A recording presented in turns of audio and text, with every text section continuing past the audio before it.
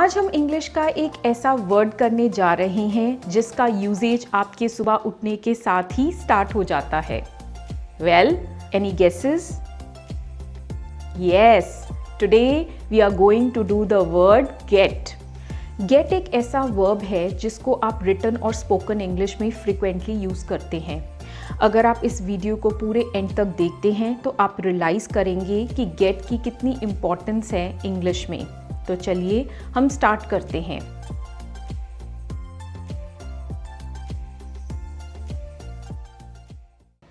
सुबह के first sentence से ही गेट स्टार्ट हो जाता है। जैसे अगर आपको किसी को ये पूछना हो कि आप सुबह किस टाइम पे उठते हैं तो आप इंग्लिश में कैसे कहेंगे?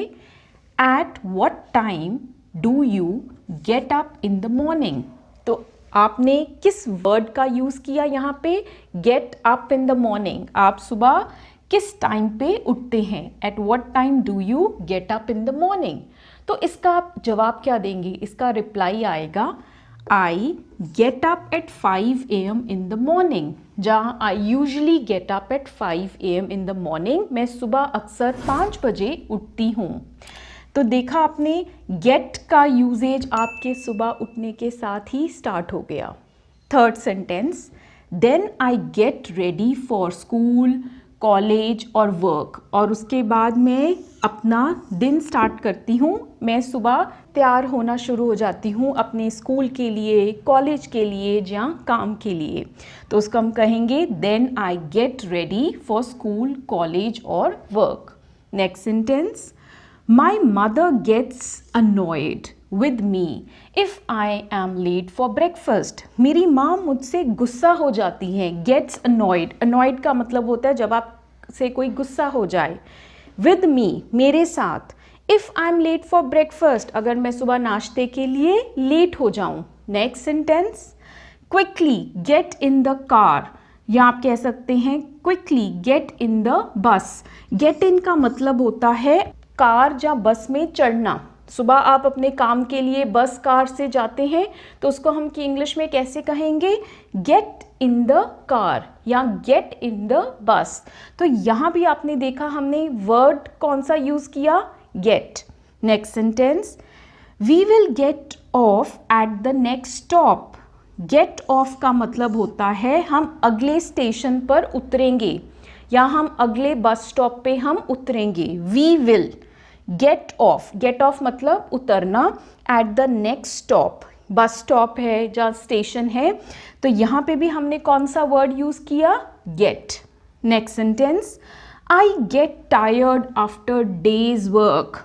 गेट टायर्ड, यहाँ पे भी हमने यूज़ किया gate.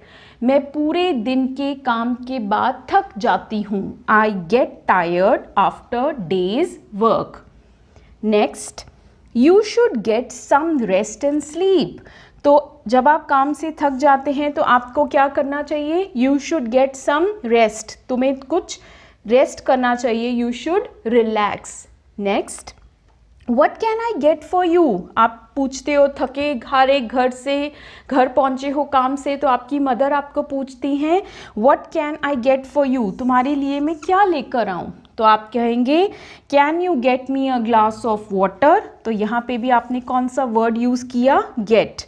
Can you get me a glass of water? Can you get me a cup of coffee? क्या आप मेरे लिए एक कॉफ़ी का कप ले आएंगे या बना देंगे? तो यहाँ पे भी हमने यूज़ किया get. तो आपने देखा कि कितना इम्पॉर्टेंट है ये वर्ब गेट। हम सुबह से लेके दिन के एंड तक इसका यूज़ कर सकते हैं। तो चलिए हम अब नेक्स्ट 11 सेंटेंस देखते हैं गेट के ऊपर। It's getting cold these days. आजकल ठंड ज़्यादा हो रही है। It's getting cold these days. तो आप कह सकते हैं let me get you a cup of coffee. अब ठंड इतनी है, आप कहोगे किसी को मुझे आपके लिए एक कप ऑफ कॉफ़ी मैं आपके लिए ले आऊँ। Let me get you a cup of coffee. अब बारिश का मौसम है तो आप कह रहे हो कि अपने साथ अम्ब्रेला लेकर जाओ। तो आप कैसे कहोगे? Don't get wet in rain, carry your umbrella. बारिश में मत भीगना। Don't get wet in rain, carry your umbrella. अपने साथ छाता लेकर जाओ। बट अगर आपने बात नहीं सुनी और आप बारिश में भीग गए तो क्या होता है, यू गेट फीवर या यू गेट कोल्ड। तो आप कहेंगे यू विल गेट कोल्ड या फीवर अगर आप बारिश में भीग गए। अगर आप बारिश में भीग गए तो फिर आपको बीमार पड़ गए तो आपको काम से छुट्टी लेनी पड़ेगी। तो आप उसको कैसे कहोगे अपने फ्रेंड को, गेट वेल सून। अगर वो बारिश में भीग के बीमार हो गया है तो आप क्या कहोगे, गेट वेल सून। तो यहाँ भी आपने कौन सा वर्ड यूज़ किया, गेट। तो जब वो बीमार है, उसने छुट्टी ली है, जब आप काम पे दोबारा से जाएंगे तो आप कहेंगे I will get back to work by Friday. Get back, मैं काम ज्वाइन कर लूँगा कब, बाय फ्राइडे। तो जैसे ही आप काम अपना वर्क रिज्यूम करते हैं, फिर उसके बाद आप काम इतने दिनों का पेंडिंग काम है तो आप क्या कहेंगे, let's get down to business. Get down to business का मतलब है काम हम स्टार्ट करते हैं, हम जो पेंडिंग काम है उसको ख़त्म करते हैं। तो let's get down to business. तो काम के ऊपर अब मीटिंग स्टार्ट होने वाली है तो आप कैसे कहेंगे, get in the hall the meeting is going to start. Get in मतलब सभी अंदर सीटेड हो जाएं because the meeting is going to start. अब मीटिंग में कोई क्वेश्चन कर रहा है जिससे आपकी नहीं बनती, तो आपको गुस्सा आ रहा है तो आप उसको इंग्लिश में कैसे कहेंगे, he is getting on my nerves. Getting on my nerves का मतलब होता है आप उससे इरिटेट हो रहे हो, आप उससे अनॉय हो रहे हो। तो आप उसको ये भी कह सकते हैं get out, get out of the room. तो यहाँ पे गेट आउट, तो आपने देखा he is getting on my nerves, तो आपने उसको बाहर निकाल दिया, गेट आउट या get out of the room. तो जिस बंदे को आपने बाहर निकाला है वो भी आपको जस्टिफाई करेगा कि मेरी कोई गलती नहीं थी, तो वो क्या कह सकता है, डोंट गेट मी रॉन्ग, मुझे गलत मत समझो, डोंट गेट मी रॉन्ग।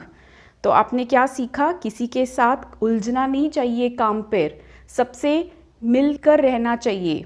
तो डोंट गेट इनटू ट्रबल, किसी से आप उलझो मत, डोंट गेट इनटू ट्रबल। आपको समझ लगा मैं आपको क्या कह रही हूँ, तो आप क्या कहेंगे, do you get what I am saying. तुम्हें समझ लगा जो मैंने तुम्हें अभी advice the, don't get into trouble. आप कहोगे do you get what I am saying.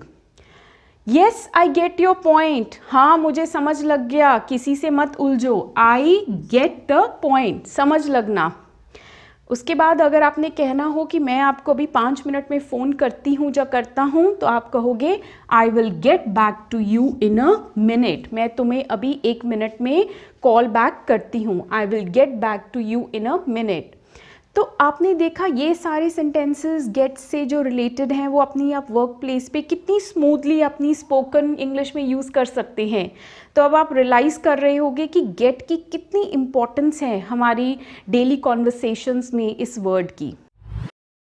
अब कुछ गेट से रिलेटेड और सेंटेंसेस देखते हैं, जैसे Rohan will get married in December. Get married, Rohan दिसंबर में शादी कर रहा है, he will get married in December.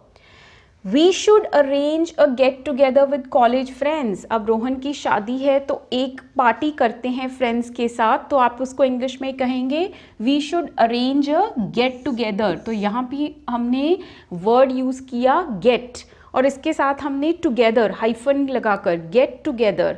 एक जब आप सब इकट्ठे होते हैं, कोई गेट टुगेदर है, कोई फैमिली फंक्शन है, तो हम कहते हैं we should arrange a get together with college friends. Rohan अपने कॉलेज फ्रेंड्स के साथ एक पार्टी करना चाहता है, तो उसके लिए आपको अब सारे फ्रेंड्स को मैसेज देना पड़ेगा, उनको फ़ोन कॉल करके उनको इन्फॉर्म करना पड़ेगा। तो इंग्लिश में हम उसको कहेंगे I will get in touch with them. Get in touch का मतलब मैं उन सबको कॉन्टैक्ट करके इन्फॉर्म कर देती हूँ पार्टी के बारे में।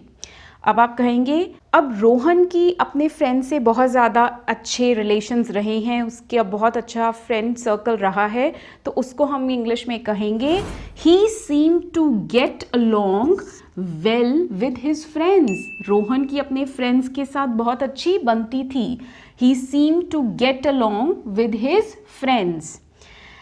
अब रोहन को कहीं और शिफ्ट होना पड़ेगा शादी के बाद किसी और सिटी में, तो उसकी अब उसको आदत डालनी पड़ेगी। तो हम उसको कह सकते हैं he will get used to it, वो उसकी आदत डाल लेगा। He will get used to it. अब पार्टी के लिए किसी ने नया हेयर कट लिया तो आप उसको कहोगे did you get a new haircut. तो यहाँ पे भी आप क्या यूज़ करोगे, did you get a new haircut. Are you trying to get rid of me, अगर आपको पार्टी में अब कोई इग्नोर कर रहा है तो आप उसको कैसे कहेंगे, are you trying to get rid of me. Get rid का मतलब होता है कोई तुमसे पीछा छुड़ा रहा है या तुम किसी से अपना पीछा छुड़ा रहे हो, तो आप कह सकते हैं are you trying to get rid of me. अब आप किसी को कहते हो जाओ मेरे लिए कुछ प्लेट में खाने के लिए डाल लाओ। ऑब्वियसली हम पार्टी चल रही है तो आप कैसे कहोगे, go and get something to eat for me. Get something, कुछ भी खाने के लिए डाल लाओ।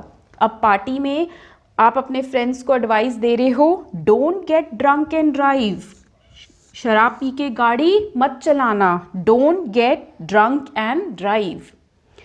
अब लास्ट एंड फाइनल सेंटेंस हमारा गेट के साथ है, if you want to get ahead in life you should work hard. Get ahead का मतलब होता है अगर आप ज़िंदगी में सक्सेस पाना चाहते हैं, आप ज़िंदगी में आगे बढ़ना चाहते हैं, तो आपको मेहनत करनी पड़ेगी। You will have to work hard.